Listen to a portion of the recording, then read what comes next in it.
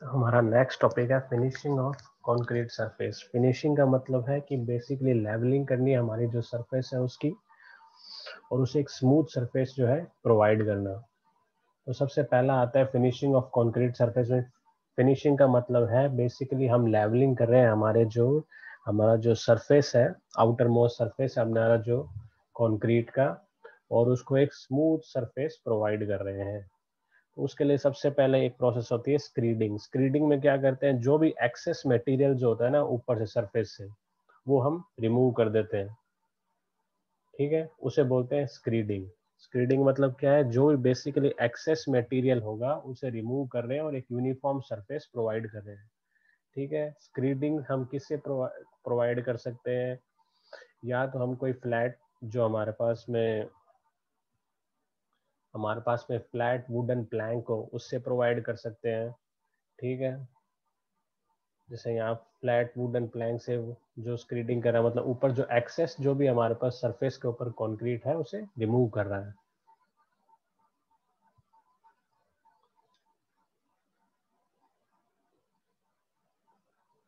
ठीक है, तो नेक्स्ट है फ्लोटिंग। फ्लोटिंग में क्या होता है, जो फ्लोटिंग सेकंड प्रोसेस है उसमें क्या होगा कि जो भी हमने स्क्रीडिंग के बाद हमारे पास जो सरफेस आया है, ठीक है, उसको दोबारा हम क्या करेंगे, दोबारा उसको सरफेस को कोई भी उसमें इरेगुलरिटीज है तो उसको रिमूव करेंगे। मतलब कोई भी छोटे छोटा, मतलब एक तरह से तक वो प्लेन सरफेस नहीं बन जाता था, एक तरह से एक स्मूथ सरफेस नहीं बन जाता, तो उसे बोलेंगे फ्लोटिंग।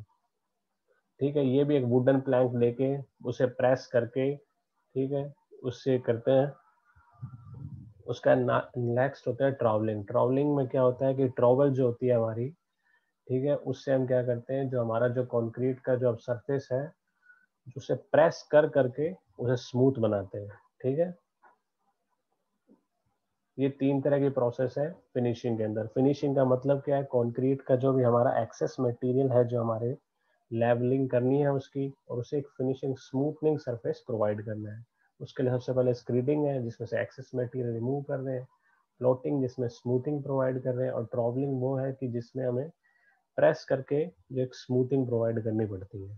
ठीक है, इस तरह से हम जो है फिनिशिंग प्रोवाइड करते हैं। तो तीन तरह के प्रोसेस है उसमें। अगला उसमें आता है क्योरिंग ऑफ कंक्रीट। ठीक है, क्योरिंग का मतलब क्या होता है कि जो भी हमारी जो कंक्रीट है, ठीक है, उसे हाइड्रेशन के लिए वाटर चाहिए, लेकिन क्या होता है कि जो एटमॉस्फेयर जो प्रेजेंट होता है उसमें वाटर कम होता है। ठीक है, तो उसके कारण क्या होता है जो हमारा वाटर जो प्रेजेंट होता है सरफेस पे वो इवेपोरेट होना स्टार्ट हो जाता है। इसलिए क्या होता है, हमें जो है जो हमारी कंक्रीट जो है उसे कंटिन्यूअसली वाटर प्रोवाइड करना पड़ता है जब तक वो एक सफिशिएंट स्ट्रेंथ गेन ना कर ले। उसे कहते हैं curing. Curing is the process in which concrete is protected from loss of moisture and keeping the concrete moist to enable it to gain strength is called curing। कहने का मतलब वही है कि हमें मॉइस्चर जो है इवेपोरेट होने से बचाना है, और अगर मॉइस्चर इवेपोरेट हो रहा है, ठीक है, अगर मॉइस्चर का लॉस हो रहा है किसी भी तरह से, तो हमें एक्स्ट्रा पानी प्रोवाइड करके जो है उसकी गेन ऑफ स्ट्रेंथ, मतलब सर्टेन ग्रेन ऑफ स्ट्रेंथ तक हमें वो पानी प्रोवाइड करना है। ऑब्जेक्ट क्या हुआ है कि भाई जो भी वाटर का लॉस हो एपोरेशन की वजह से वो हमें, ठीक है, श्रिंकेज ऑफ कंक्रीट भी कम करना है, क्योंकि वाटर होगा तो श्रिंकेज कम होगा, क्योंकि श्रिंकेज होते हैं ड्राइंग की वजह से।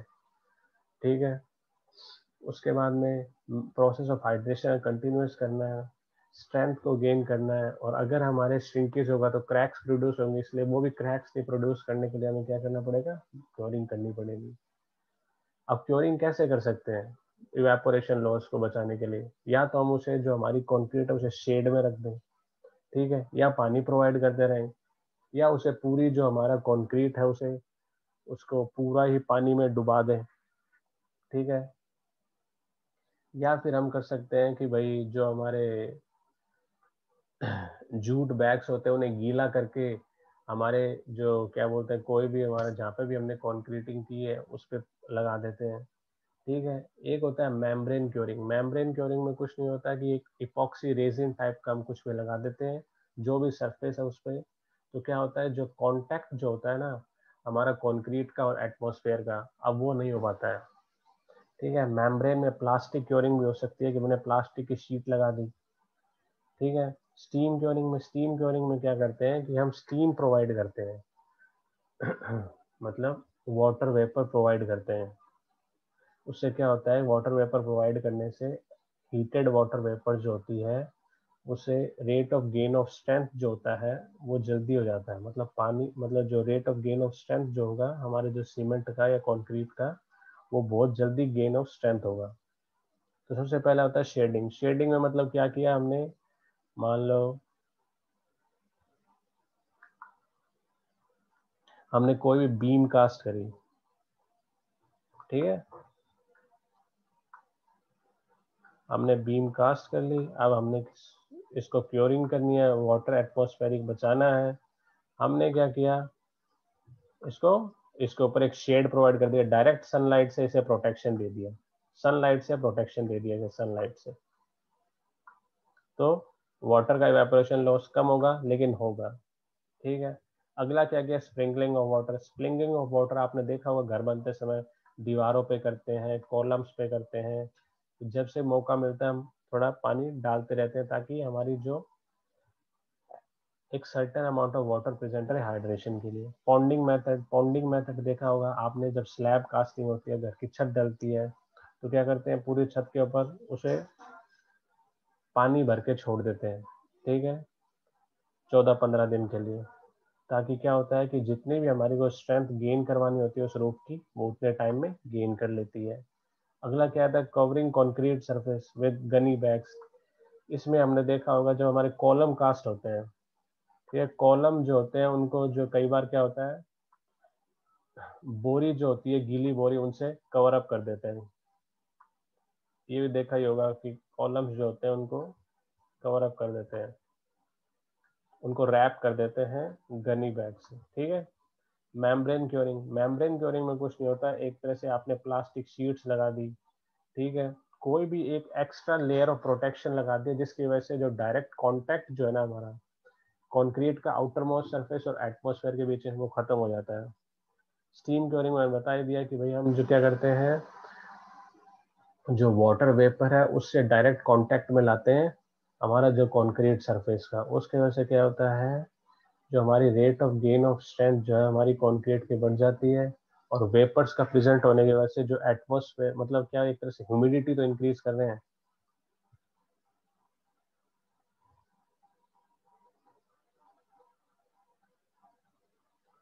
पॉन्डिंग, जैसे अब चावल चावल उगाते हैं तो क्या करते हैं कि पूरे खेत को क्या करते हैं, पानी से भर देते हैं, ठीक है।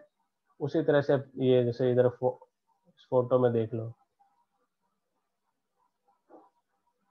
ये वाली में,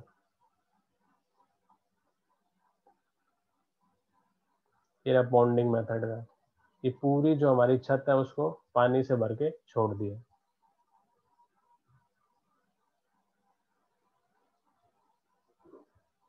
इसे कहते हैं पॉन्डिंग मेथड, ठीक है। अब क्योरिंग गनी बैग से ये बता दिया कि मैंने भाई गीले बैग्स को हम क्या करते हैं, चारों तरफ भी जो भी हमारा कंक्रीट का सरफेस उसके चारों तरफ लपेट देते हैं और उसे छोड़ देते हैं। उससे क्या होता है, एक तो जो क्या बोल सकते हैं, टेम्परेचर लॉस इतनी जल्दी नहीं हो पाता, और ह्यूमिडिटी का लॉस भी इतनी जल्दी नहीं हो पाता, जो भी एटमॉस्फेयर की वजह से पानी इतनी जल्दी।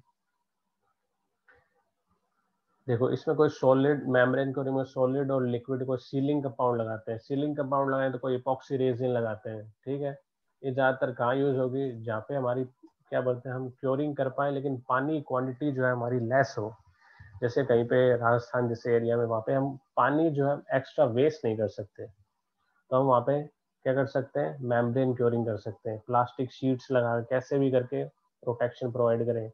या फिर हम ये भी कर सकते हैं कि हमारा जो फॉर्म वर्क है उसको लगा रहने दें, उससे भी हमारी एक तरह से क्योरिंग होती रहती है, क्योंकि इवेपोरेशन लॉस नहीं हो पाता है, ठीक है। Steam curing provides in this type of temperature and humidity can be effective. एक तरह से क्या करें, स्टीम क्योरिंग में हमने वेपर प्रोवाइड करा है, वेपर प्रोवाइड करा मतलब ह्यूमिडिटी रख रहे हैं, ह्यूमिडिटी रखेंगे तो जो इवेपोरेशन का जो लॉस होगा, जो वाटर का जो पहले वेपर में कन्वर्ट होगी जो कंक्रीट के सरफेस से, अब वो कम होने लग जाएगा, क्योंकि पहले से ह्यूमिडिटी ज्यादा है। ह्यूमिडिटी का मतलब है नमी, हवा में नमी, ठीक है। अगर पहले हवा में नमी ज्यादा है तो इवेपोरेशन लॉस नहीं होगा।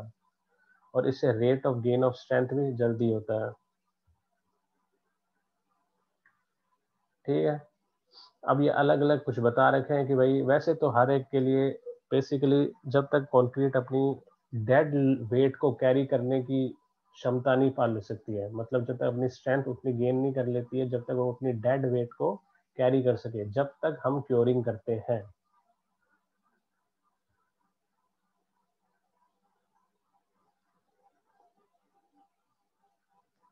देखो स्टीम क्योरिंग करने के लिए क्या करते हैं एक स्टीम चेम्बर होते हैं कुछ, ठीक है, हम है ना जो हमारा जो है पूरा का पूरा जो क्या बोलते हैं उसे, जो कवर अप कर लेते हैं जो भी हमारा जो सरफेस होता है उसे स्टीम चेम्बर, जो हम स्टीम जो होती है उसके अंदर से मतलब जो वेपर्स होती है वो इंट्रोड्यूस करते रहते हैं।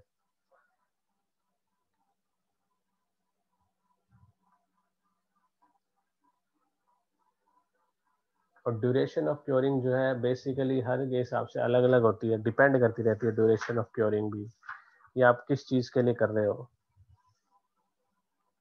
कॉलम के लिए बेसिकली 10 डेज करते हैं, स्लैब के लिए 14 डेज कुछ करते हैं, ठीक है।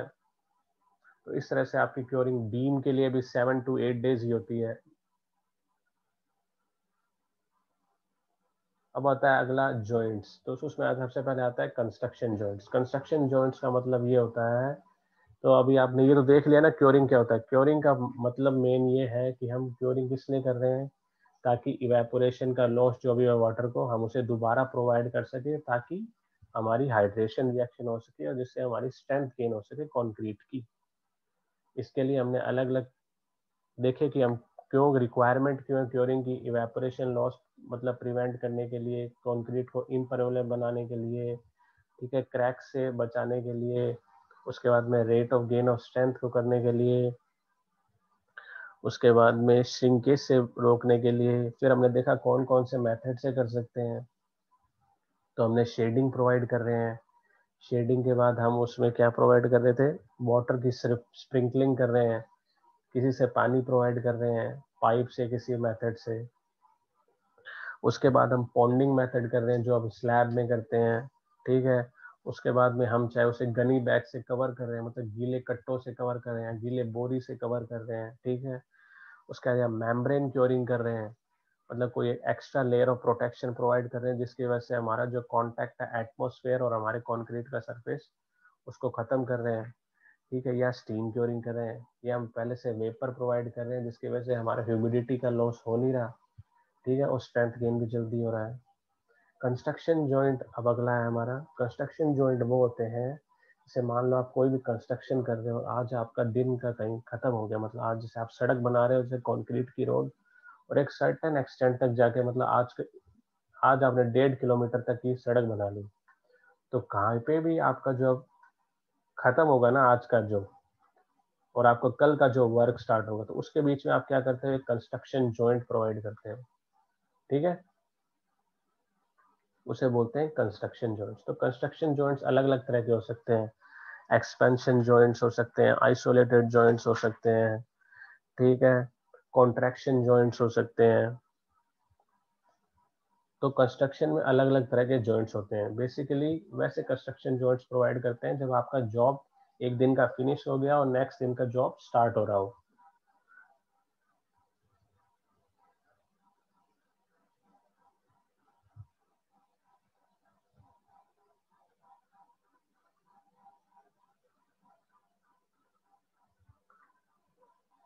अब कंस्ट्रक्शन जॉइंट्स जो है आपके किसी रोड या किसी बीम में कोई मतलब कंक्रीट के जो भी आपका स्ट्रक्चर है उसके अलोंग में बन सकते हैं और उसके परपेंडिकुलर भी बन सकते हैं। मतलब कहने की बात है, जैसे आपने कंक्रीट की एक सड़क देखी होगी, तो क्या होता है उसमें, ये सड़क मान ली हमने, एक पेवमेंट मान ली, ठीक है, तो उसमें जॉइंट्स इस डायरेक्शन में भी होते हैं और जॉइंट्स दो जो स्लैब होती है उनको ज्वाइन करते हुए भी होते हैं। मतलब हर 4 मीटर पे एक लेंथ के लॉन्ग जॉइंट तो होता ही है, ठीक है। उसके साथ में एक इस तरफ भी अगर आप मूव करोगे ना लेटरली, तो वहां पे भी एक जॉइंट होते हैं, ठीक है। तो कंस्ट्रक्शन जॉइंट्स में रन हॉरिजॉन्टली और vertically depending upon the placing sequence, या जो भी आप स्ट्रक्चर जैसे बना रहे हो। Construction joints are used in circumstances when two consecutive placements of concrete, मतलब दो आप जो कंक्रीट को प्लेस कर रहे हो वहां मीट कर रही हो, या बीम कॉलम कहाँ मीट कर रहे हो वहां पे भी कंस्ट्रक्शन जॉइंट्स प्रोवाइड कर सकते हैं। Construction joints are normally placed at the end of the day when concrete pour has been stopped, मतलब जिस दिन का वर्क खत्म हो गया वहां पे आप कंस्ट्रक्शन जॉइंट प्रोवाइड करते हो। Construction joint designed as specified by structural engineer, it might be designed to achieve bond and continue reinforcement through a structural joint. Structure joints के थ्रू, स्ट्रक्चर जॉइंट में कई बार हम रीइंफोर्समेंट भी provide करते हैं। आप देखोगे कि आगे हम डोवेल बार और टाई बार प्रोवाइड करेंगे कंस्ट्रक्शन जॉइंट को प्रोवाइड करने के लिए।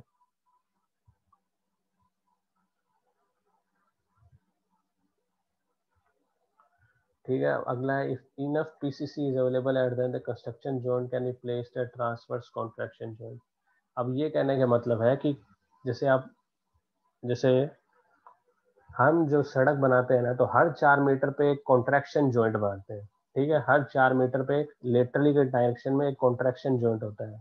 तो आप क्या चाहोगे कि जहाँ पे भी आपका कॉन्ट्रैक्शन जॉइंट आ रहा है ना, वहीं पे ही आपका क्या है, कंस्ट्रक्शन जॉइंट है। ठीक है, कि मतलब आपका जैसे दिन का वर्क खत्म होगा ना, तो आप चाहोगे कि ये दोनों चीज को इंसाइड करे, ताकि अगले दिन आप स्टार्ट करो ना वहाँ पे, तो आपको यहाँ पे ही एक कंस्ट्रक्शन जॉइंट प्रोवाइड करना पड़े, कहीं बीच में ना प्रोवाइड करना पड़े। ठीक है, और कंस्ट्रक्शन जो है ना, अगर आपको बिल्डिंग में देखने होते हैं तो बहुत बड़ी बिल्डिंग्स जो होती है उनमें कंस्ट्रक्शन जॉइंट प्रोवाइड किए जाते हैं।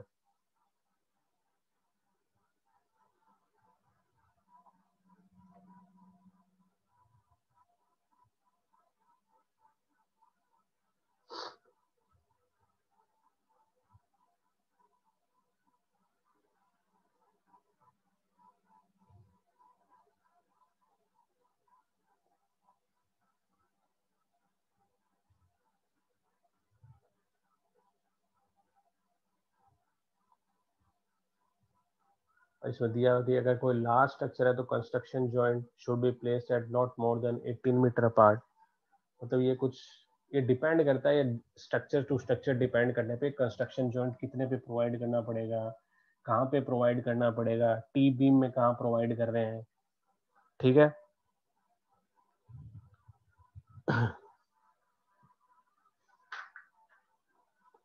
बेसिकली आपको दो तरह के हम कंस्ट्रक्शन जॉइंट प्रोवाइड क्या कर रहे हैं, क्योंकि एक तरह से क्या होता है कि जब कंक्रीट क्या होता है, जब टेम्परेचर वेरिएशन होता है ना, तो कंक्रीट एक्सपैंड या कॉन्ट्रैक्ट करती है। अगर मान लो टेम्परेचर गिर गया तो कॉन्ट्रैक्ट करेगी, अगर टेम्परेचर बढ़ गया तो एक्सपैंड करेगी। दूसरे तरह का लॉस होता है श्रिंकेज की वजह से। आपने देखा है कि श्रिंकेज की वजह से कंक्रीट कॉन्ट्रैक्ट करती है, तो उसके लिए भी आपको जॉइंट प्रोवाइड कर, इसलिए जॉइंट प्रोवाइड करते हैं, और एक इसलिए प्रोवाइड करते हैं कि जब कंक्रीट एक्सपैंड करेगी, इसलिए जॉइंट प्रोवाइड कर रहे हैं, ताकि हमारे जो दो मेंबर जो जहाँ पे भी कनेक्ट हो रहे हैं वहाँ पे सफिशिएंट स्पेस रहे। ठीक है, ताकि वो इजीली कभी कॉन्ट्रैक्ट हो सके और इजीली एक्सपैंड कर सके, जिसकी वजह से कोई हमारे पूरे स्ट्रक्चर में क्रैक्स ना आए।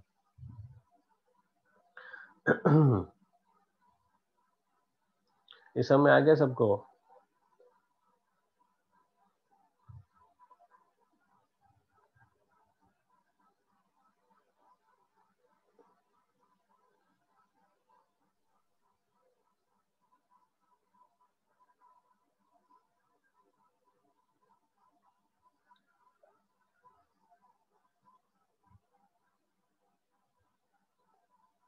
ठीक है, तो पहला है श्रिंकेज। श्रिंकेज की वजह से क्या होगा, कॉन्ट्रैक्शन होता है। अगर कॉन्ट्रैक्शन हो, अगर मान लो आपने से दो मेंबर जोड़ रखे हैं और आपने सफिशिएंट जॉइंट नहीं प्रोवाइड कर रखा है, मतलब ठीक है, एक लार्ज जैसे दो स्ट्रक्चर है, ठीक है, और दोनों मेंबर कहीं मीट कर रहे हैं और वहां पे कॉन्ट्रैक्शन जॉइंट ना हो, ठीक है, तो क्या होगा, एक मेंबर कॉन्ट्रैक्ट कर जाएगा, उनके बीच में सफिशिएंट स्पेस आ जाएगा। ठीक है, अगर मान लो हीट की वजह से वो एक्सपांड कर रहा है, ठीक है, तो दोनों के बीच में स्पेस नहीं रहेगा इन मेंबर दोनों का एक्सपांड होने का, तो क्या होगा कि दोनों मेंबर एक दूसरे में टकराएंगे, तो इसमें क्या होगा, स्ट्रेसेस जनरेट होंगे। स्ट्रेसेस जनरेट होंगे तो क्रैक्स प्रोड्यूस होगी। तो हम नहीं चाहते हमारे स्ट्रक्चर में किसी तरह से क्रैक्स आए, इसलिए हम कॉन्ट्रैक्शन जॉइंट या कंस्ट्रक्शन जॉइंट्स जो है प्रोवाइड करते हैं।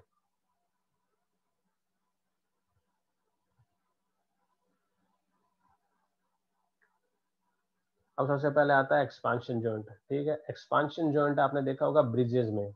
ब्रिजेस में क्या होता है, जैसे एक स्पैन खत्म होता है तो एक तरह से जब भी आप जैसे गाड़ी में जाते हो तो गाड़ी में जाते हैं तो ब्रिज पे जब भी चढ़ते हैं ना, थोड़ी दूर में बस ऐसा ऐसा लगता है कि कोई चीज दो स्पेस आया है, तो वो होता है एक्सपांशन जॉइंट। ठीक है, हर एक स्लैब जो कास्ट होती है उसके बीच में एक जॉइंट प्रोवाइड किया जाता है, वो होता है एक्सपांशन जॉइंट। ठीक है, मतलब आप देखोगे तो ब्रिज में एक लोहे की सी पट्टी आएगी, उसके बीच में एक स्पेस सा प्रेजेंट होता है, इस तरह सा होता है, फिर एक स्लैब होती है, फिर कास्टेड होती है।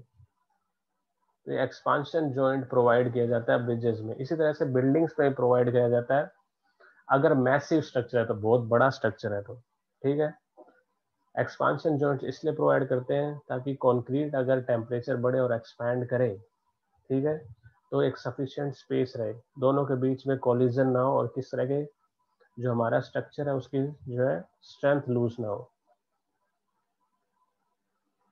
ठीक है,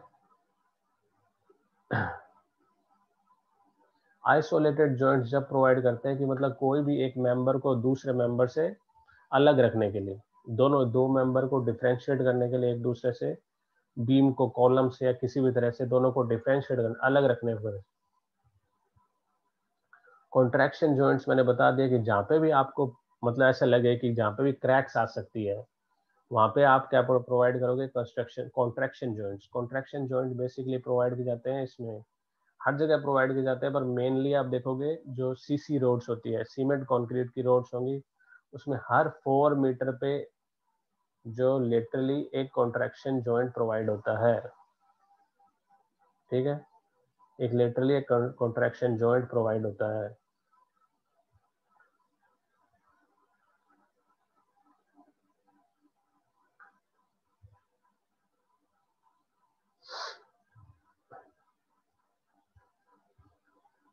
और कॉन्ट्रैक्शन जॉइंट अगर इस तरह से एक तरह लॉन्गिट्यूडनल जॉइंट भी होते हैं, मतलब जो इस किसी एक रोड के अलोंग जो होते हैं।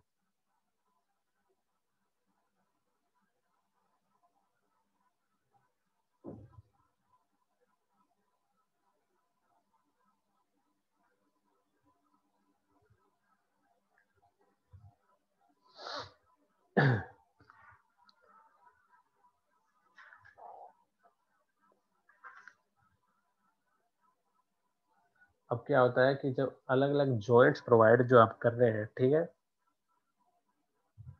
अब अलग अलग जॉइंट्स कैसे प्रोवाइड करते हैं, बेसिकली बेसिकली हम करते क्या है कि जो भी हमारा कंक्रीट का सरफेस जो होता है ना, जो भी हमारा कंक्रीट का सरफेस हमें पता है वहां पे क्रैक होगी, तो हम क्या करते हैं वहां पे उतना जो होता है एक सरफेस एक सर्टेन डेप्थ तक काट लेते हैं। ठीक है, मान लो ये कंक्रीट की रोड है आपकी, ये उसकी हमने मतलब विड्थ दिखा रखी है, तो हम क्या करेंगे एक सर्टेन डेप्थ तक उतनी उसकी थिकनेस काट लेंगे। ठीक है, और वहां पे एक जो है जॉइंट प्रोवाइड करेंगे। उसमें क्या बढ़ते हैं फिलर मटेरियल्स। फिलर मटेरियल्स क्या होते हैं, जो बहुत इजीली एक्सपैंड भी कर सके और कॉन्ट्रैक्ट भी कर सके, मतलब इजीली कंप्रेस हो जाए फिर दोबारा हो जाता है। ठीक है, हम आप फिलर मटेरियल्स प्रोवाइड करते हैं।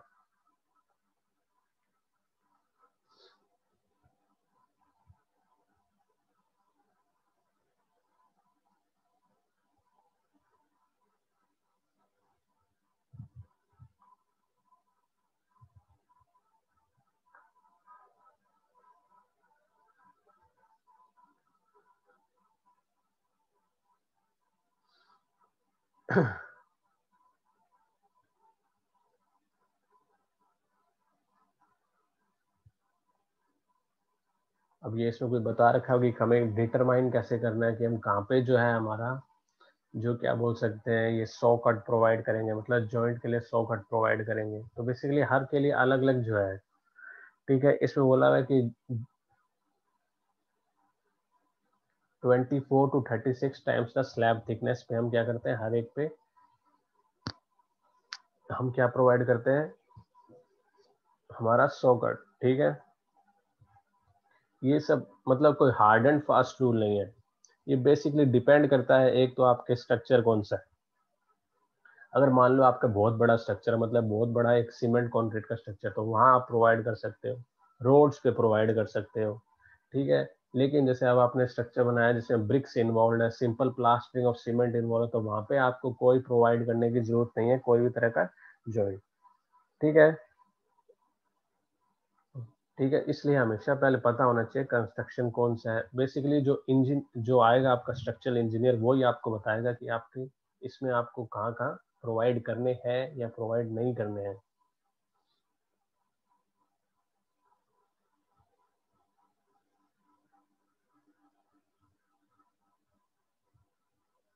और वैसे 100 कट जो प्रोवाइड करते हैं उसमें 1/3 ऑफ द स्लैब थिकनेस तक प्रोवाइड करते हैं, मतलब ऐसा कुछ है 1/3, मतलब 1/4 टू 1/3 तक हम हमारा जो है 100 कट जो उसकी डेप्थ होनी चाहिए। तो बेसिकली अब आपको कोई पूछे जॉइंट्स हैं, तो जॉइंट्स में कंस्ट्रक्शन जॉइंट्स क्या होते हैं, ठीक है, क्यों प्रोवाइड करते हैं, तो आपको पता चल गया कंस्ट्रक्शन जॉइंट्स क्यों प्रोवाइड करते हैं, किस किस तरह के जॉइंट्स होते हैं, ठीक है। वैसे हाँ, वैसे कंक्रीट को हम जॉइंट्स प्रोवाइड क्यों कर रहे हैं, क्योंकि कंक्रीट में श्रिंकेज होती है और वार्पिंग होती है। वार्पिंग कहने का मतलब ये होता है कि जैसे कंक्रीट टेम्परेचर की वजह से कोई भी उसमें डायमेंशनल चेंजेस आ रहे हैं ना कंक्रीट में, तो उसे वार्पिंग कहते हैं, ठीक है। तो थर्मल मूवमेंट भी बोल सकते हो आप इसे, ठीक है। तो दो तरह का ये होगा कि इसलिए हम प्रोवाइड करें। अब कौन कौन से कंक्रीट के जॉइंट्स प्रोवाइड करते हैं, एक्सपेंशन जॉइंट्स प्रोवाइड करते हैं, आइसोलेशन जॉइंट्स प्रोवाइड करते हैं, कॉन्ट्रैक्शन जॉइंट्स प्रोवाइड करते हैं, ठीक है। इन तीनों का मतलब क्या होता है, ये 100 कट वाला जो पोर्शन है ये आपके लिए कोई इंपॉर्टेंट नहीं है।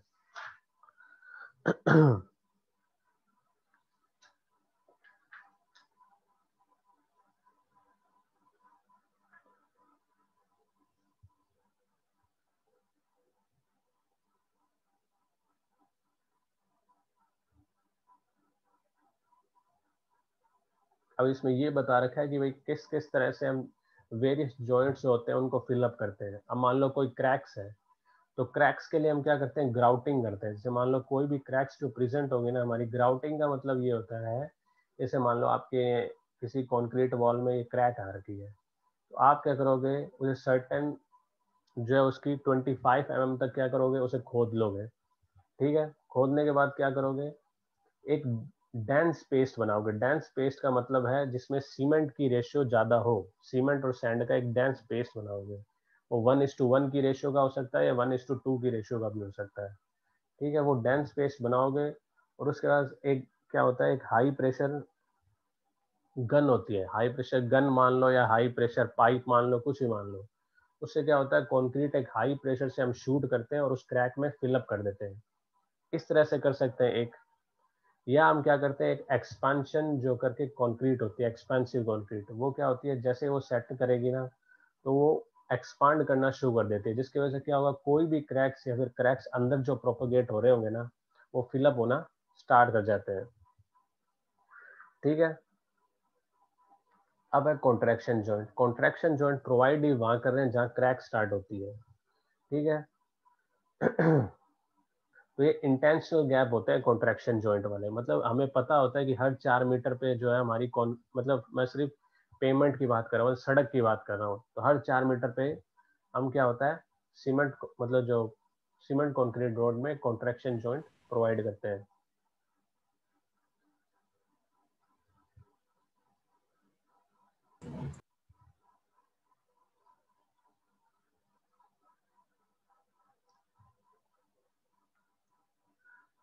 सिमिलरली एक्सपेंशन जॉइंट और सिमिलरली कंस्ट्रक्शन जॉइंट है।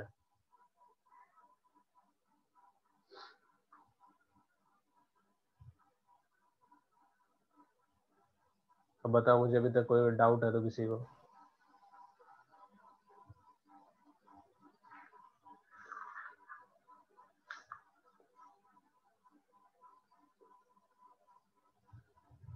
अब अगला है डिफेक्ट्स, ठीक है।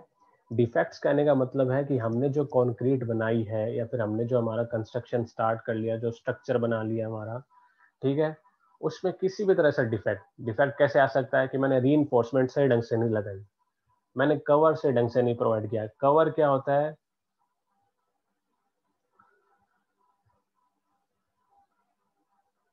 अरे वाटर तो इस्तेमाल होगा ही, वाटर तो होगा ही नहीं, वाटर नहीं होगा तो सीमेंट हाइड्रेट कैसे होगी। मैं कह रहा हूँ वन वाटर की क्वांटिटी भी आप कम रखोगे, ठीक है, वाटर की क्वांटिटी मैटर नहीं करती, आपकी सीमेंट की मैटर ज्यादा क्वांटिटी मैटर करती है। ठीक है, सीमेंट और सैंड का जो रेशियो आप मोर्टार जो बना रहे हो उसकी जो रेशियो बहुत कम रखते हैं, या तो 1:1 रखते हैं या 1:2। कंक्रीट यूज नहीं करते क्रैक्स में, क्रैक्स में यूज करते हैं ज्यादातर सिर्फ मोर्टार, मोर्टार जो पेस्ट बना रहे हैं वो यूज करते हैं। कोई कंक्रीट में होंगे एग्रीगेट, तो एग्रीगेट क्रैक्स में कैसे फिलअप करेंगे आप।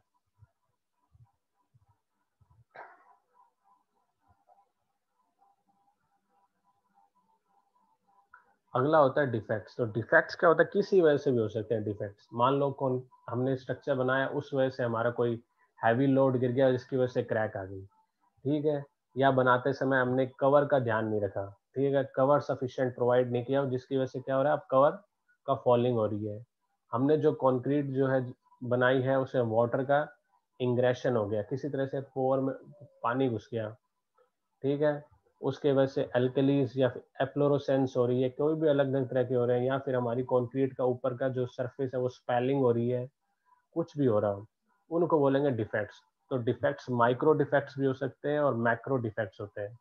माइक्रो मतलब कि कंक्रीट के सरफेस के अंदर, मतलब कंक्रीट के अंदर छोटी छोटी क्रैक्स का प्रोपगेशन होना। और मैक्रो होता है मतलब लार्ज क्रैक्स का जो आपको सरफेस पे विजिबल हो। Concrete is considered as a strong and durable building material, but defects can occur in the concrete due to number of reasons during its lifespan. Best material, quality control की वजह से किसी भी तरह से कोई भी डिफेक्ट्स हो हमारे कंक्रीट में, तो हम उसे आएंगे डिफेक्ट्स। सबसे पहला है macro defects. If these defects are present concrete, उसकी वजह से कंक्रीट की लो स्ट्रेंथ हो, वाटर का इंग्रेशन हो, कोई भी अदर केमिकल हो, मतलब एसिड अटैक हो, सल्फेट अटैक हो, ठीक है, क्लोराइड अटैक हो। ठीक है, तो उसकी वजह से जो भी डिफेक्ट होंगे वो मैक्रो डिफेक्ट। और माइक्रो डिफेक्ट्स होते हैं जो हमारे को विजिबल नहीं होते, जो कंक्रीट के अंदर किसी पोर या फिर ठीक है बहुत छोटे छोटे क्रैक्स की वजह से।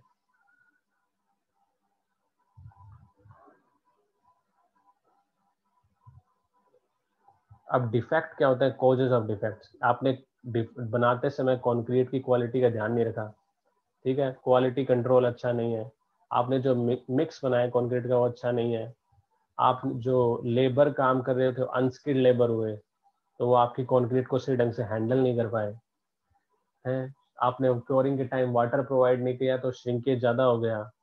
ठीक है, क्लाइमेटिक कंडीशन, ठीक है, बारिश ज्यादा हो गई या किसी और वजह से आपका जो आउटर सरफेस है वो बह गया।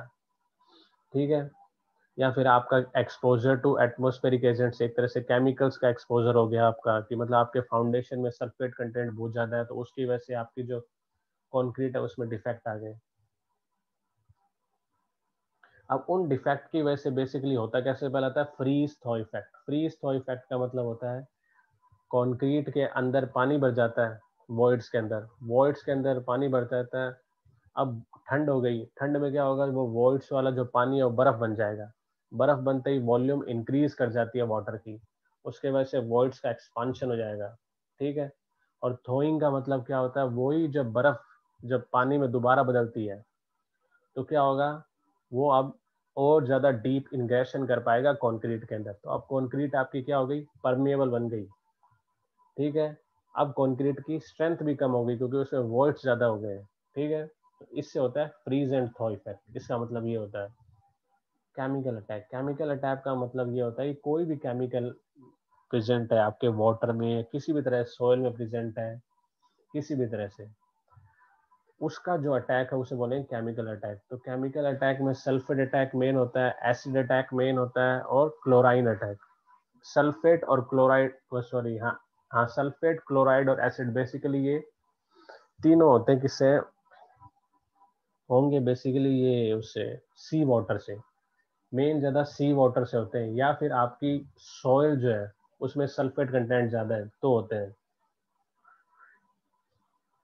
देख लो, सी वाटर विल अटैक, तो सी वाटर जो भी एक कोरेसिव एलिमेंट है जो प्रेजेंट हो, और जब से ज्यादा ये क्या बोल सकते हैं, जब भी क्लोराइड अटैक, सल्फेट अटैक या फिर ऐसा कुछ अटैक होगा ना, एसिड अटैक, तो उसमें क्या होता है, बेसिकली जो कोरोजन होता है वो स्टील का होता है, जो हमारा रीइंफोर्समेंट प्रोवाइड करते हैं उसमें कोरोजन होना स्टार्ट हो जाता है।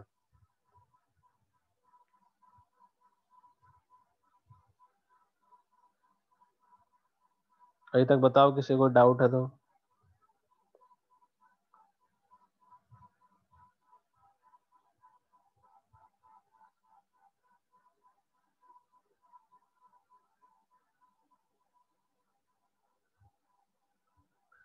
अगला है क्रेजिंग। इसमें क्या मतलब होता है, इसका जो हमारी जो छोटी छोटी क्रैक्स होती है ना, वो क्रैक्स प्रोपोगेट करके बड़ी क्रैक्स बन जाती है। ठीक है। स्केलिंग, स्केलिंग में कुछ नहीं होता, जो भी हमारा जो ऊपर का जो सरफेस है ना, जो आउटर सरफेस है, वो गिरना स्टार्ट कर जाता है। ठीक है। छोटे छोटे फ्लेक्स गिरने लगते हैं। फ्लेक्स क्या होते हैं, छोटे छोटे पार्टिकल होते हैं हमारे कंक्रीट के, वो गिरने स्टार्ट कर जाते हैं। ब्लिस्टर फॉर्मेशन स्टार्ट हो जाता है। ब्लिस्टर फॉर्मेशन का मतलब होता है कंक्रीट एक्सपैंड करना शुरू कर जाती है। ठीक है। ऐसा लगता है कि कहीं जगह से कंक्रीट बाहर उभरी हुई सी है, तो ब्लिस्टर फॉर्मेशन होना स्टार्ट हो जाता है। स्पेलिंग, स्पेलिंग मतलब क्या होता है कि जो बड़े बड़े कंक्रीट का जो ऊपर का जो सरफेस है वो गिरने लग जाता है। डस्टिंग मतलब क्या होता है, छोटे छोटे जो कंक्रीट के जो पार्टिकल्स है वो निकल निकल के गिरने लग जाते हैं।